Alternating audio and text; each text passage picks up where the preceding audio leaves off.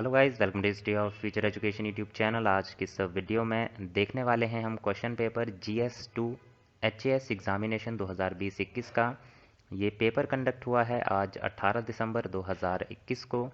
तो GS2 के इस क्वेश्चन पेपर में देखेंगे किस तरह के क्वेश्चंस जो हैं आज इसमें पूछे गए हैं।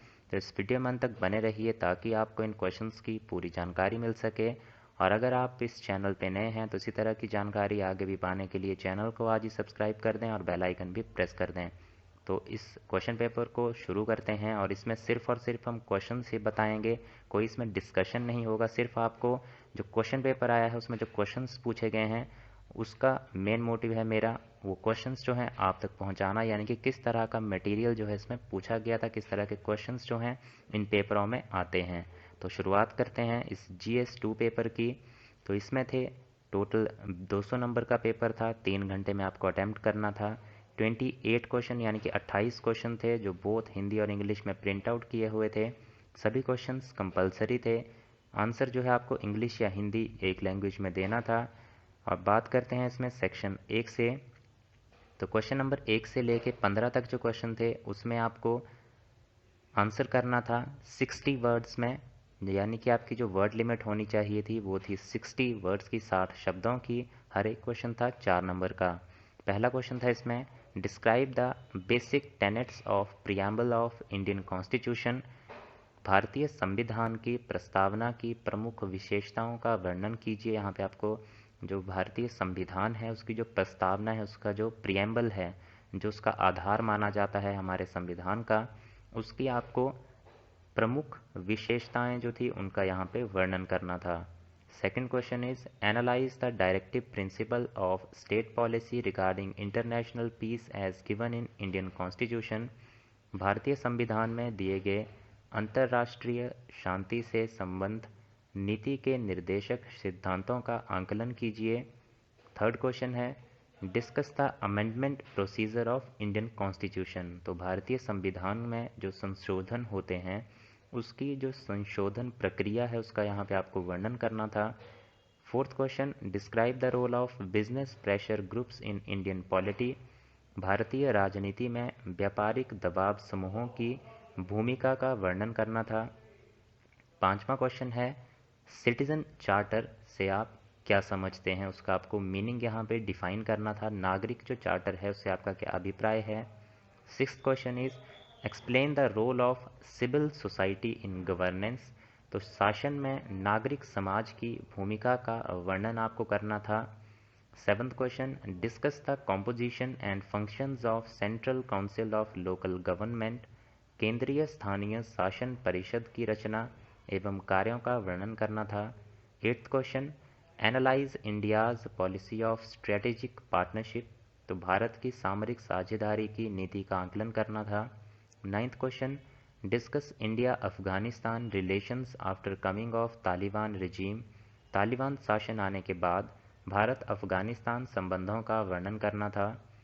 10वां क्वेश्चन है examine India's Gujral doctrine. Bharat के गुजराल सिद्धांत का वर्णन करना था। 11th question describe the role of दुज्जन movement in the freedom movement in Himachal Pradesh. Himachal Pradesh के स्वतंत्रता आंदोलन में दुजान आंदोलन की भूमिका का वर्णन करना था। 12th question discuss the impact of linguistic organisation of Punjab on the politics of Himachal Pradesh. तो पंजाब के भाषाई संगठन का हिमाचल प्रदेश की राजनीति पर पड़ने वाले प्रभाव का वर्णन कीजिए। 13th question discuss how caste politics represent identity politics in Himachal Pradesh. बताइए किस प्रकार जो टोपी की राजनीति है हिमाचल प्रदेश में पहचान की राजनीति का प्रतिनिधित्व करती है। 14th question discuss the impact of cultural divide on the politics of Himachal Pradesh. Himachal Pradesh की राजनीति में सांस्कृतिक विभाजन के प्रभाव का वर्णन करना था। 15th question in colonial rule which organisation fought for the democratisation of administration in Himachal Pradesh and how.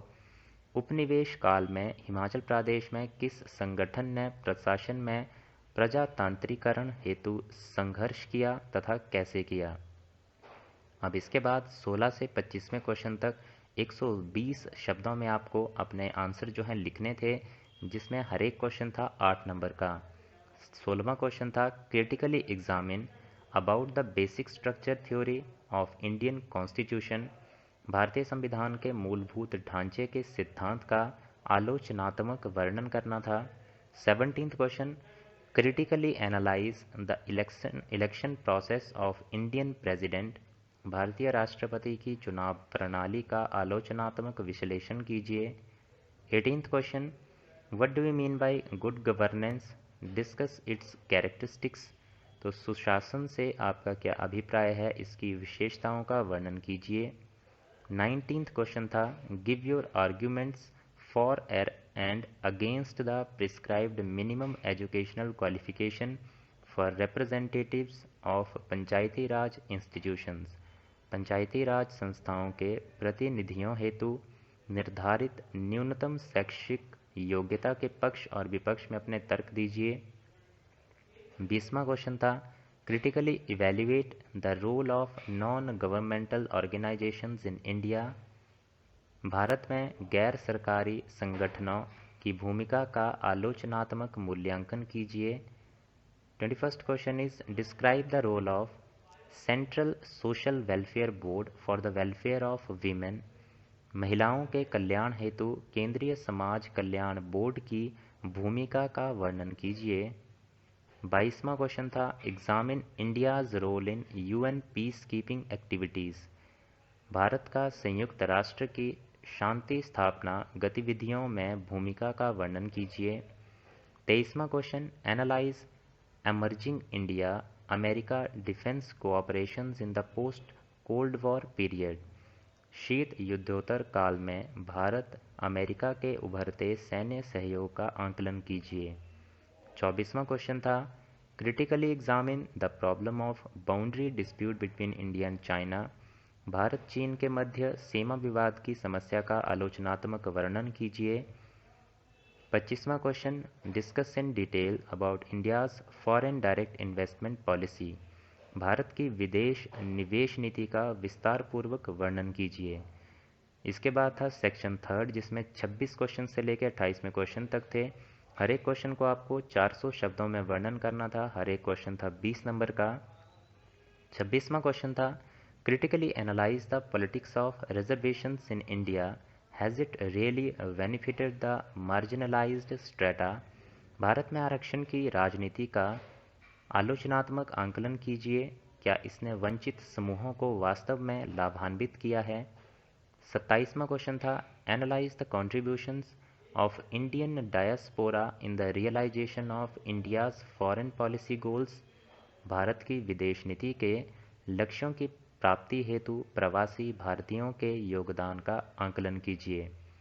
Last question is the 73rd constitutional amendment act 1992 has been implemented in true letter and spirit in the state of Himachal Pradesh, comment।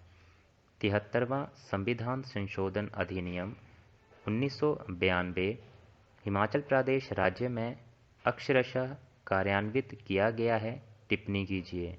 तो ये थे 28 question जो आज के GS2 paper में पूछे गए थे। अगर आपको ये इन्फॉर्मेशन अच्छी लगी हो तो वीडियो को लाइक ज़रूर कीजिए, शेयर करें इसको अपने दोस्तों के साथ डिफरेंट ग्रुप्स में, और इसी तरह की जानकारी आगे भी पाने के लिए चैनल को आज ही सब्सक्राइब कर लें और बेल आइकन भी प्रेस कर दें। So thank you guys for watching this video. मिलते हैं इसी तरह की नेक्स्ट वीडियोज़ में।